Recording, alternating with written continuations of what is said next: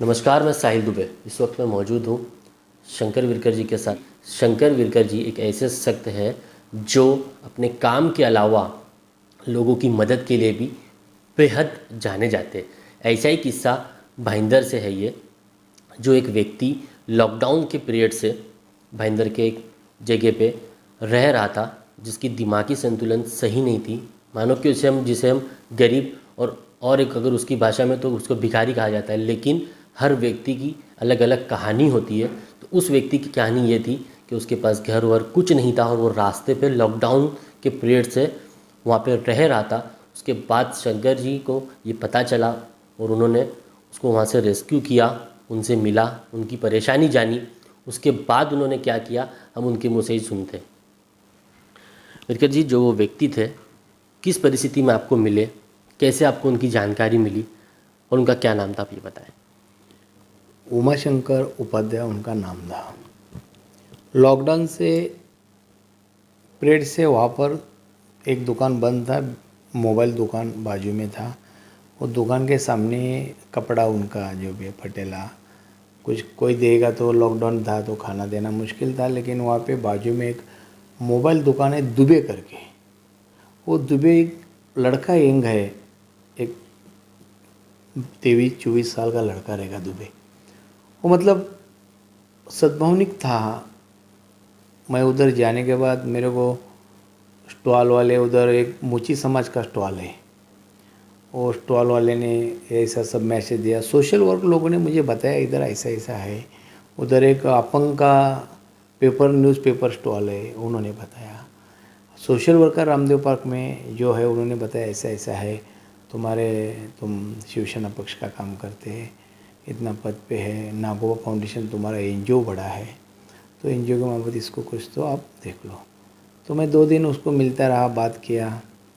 तो बात करने के बाद उनको पूछा नाम भीम, तो खाली हंसते थे। दाढ़ी इतनी बड़ी थी, बाल इतना बड़ा था। वो दुबे जी करके थे मोबाइल वाले, उन्होंने महीने में एक आध बार लेके जाने का, नहलाने का और काम करने का। लेकिन वो उसको ही नाम खाली बोला कि मेरा नाम उमाशंकर उपाध्याय है। और उसको क्या होता है, डिलीट होता है उसका, मतलब एक दिन कल का पूछेगा तो याद नहीं है। ऐसा बातचीत तो करने को नहीं है, अपनी बात करने का वो खाली ऐसा इशारा समझते थे। फिर उनको पुलिस स्टेशन गया, पत्र दिया, पुलिस स्टेशन गए, यूनिवर्सिटी लिया। हम लोग ऐसा कर, हमारा फाउंडेशन की नागो फाउंडेशन जवाबदार है, लाइफ मराठा फाउंडेशन वैसे विरार में है। वहाँ पे बहुत सारा मैं उसके पहला जाके आया था। वो मेरा भाईंदर महानगर पालिका के वसई महानगर पालिका रेलवे से गिरा हुआ पॉलिटिशियन से जो केस है सब वापस थे। वो अब फौजी है लोखंडे करके।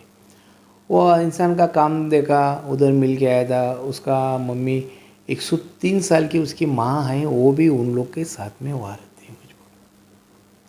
तो एक देश के लिए लड़ा हुआ फौजी इतना अच्छा काम करता है, तो उसको हम लोग मेरे बर्थडे के लिए मेरे फैमिली ये सब गया उधर। जो भी जो धार्मिक धर्म के हिसाब से जो करने का था वो किया। हर धर्म के लोग वहाँ आते।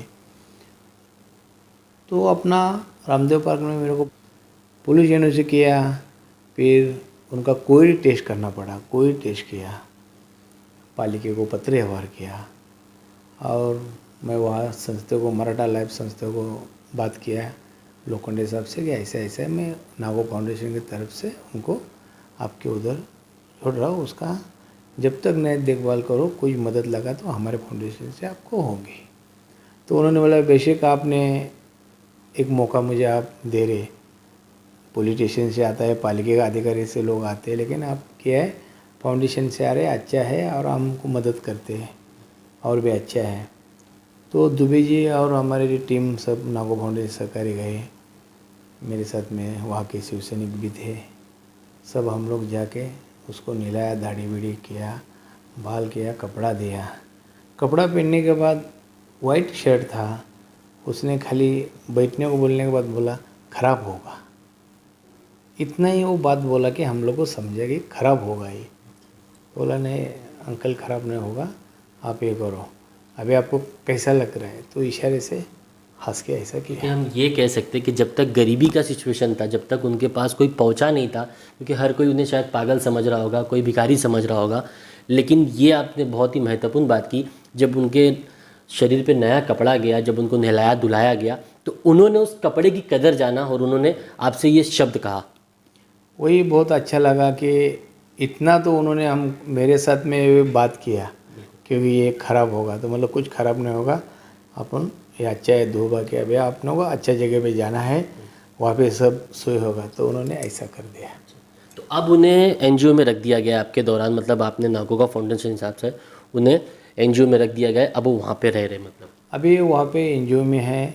मैंने परसों फ़ोन भी किया तो उन्होंने बोला कि बहुत अच्छे से, और 1-1.5 महीने के बाद आओ देखो, उनको और बातचीत भी करेगा, क्योंकि यहाँ पे ऐसे अवस्था में आते हैं और यहाँ पे सब माहौल उधर कम से कम 160 ऐसा लोग है, फिर रेलवे से कट के पैर नहीं है किसी को ही नहीं, ऐसे लोग अलग रखे, फिर नशा मुक्ति केंद्र है वो अलग डिवीज़न है।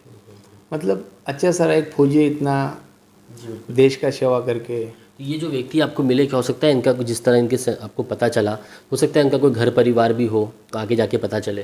तो वही मेरा सभी, क्योंकि वो उत्तर भारत से है, उत्तर भारतीय भाइयों को मेरा एक निवेदन है आपके माध्यम से कि ऐसा नाम का और ऐसा कोई व्यक्ति रहेगा तो उसका पूरा पुलिस स्टेशन में उनका हम लोग ने पत्र व्यवहार किया, नाम दिया, सब फोटोज़ लगा के दिया उनका, और नागो फाउंडेशन के बाद डायरेक्ट आएगा तो मैं उनको लेके जाके वहाँ पर मिला दूँगा, या उनको लेके जाने खुशी होगी। एक यही ऐसी खुशी है कि देखो लॉकडाउन हो गया, लेकिन लॉकडाउन के बाद ये मुझे सेवा करने का मौका मिला, और ऐसे लोग की सेवा करते टाइम एक खुशी हो जाती है, क्योंकि बाला साहब की विचार, बाला साहब की जो सोच, ये बहुत अच्छा लगता है।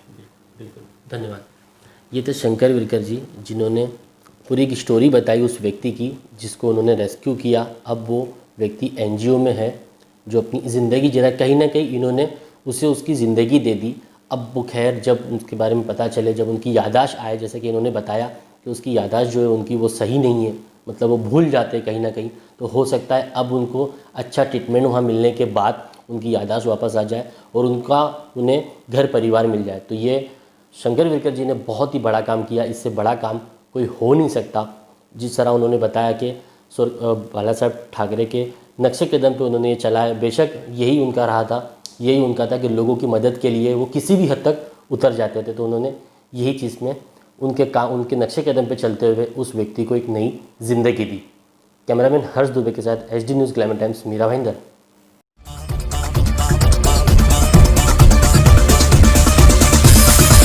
न्याय दिलाने वाला, जुल्म मिटाने वाला, मजबूरों का मसीहा, मजलूमों का रखवाला, जिसके दरबार से ना कोई खाली हाथ जाता, ऐसी हुंकार है।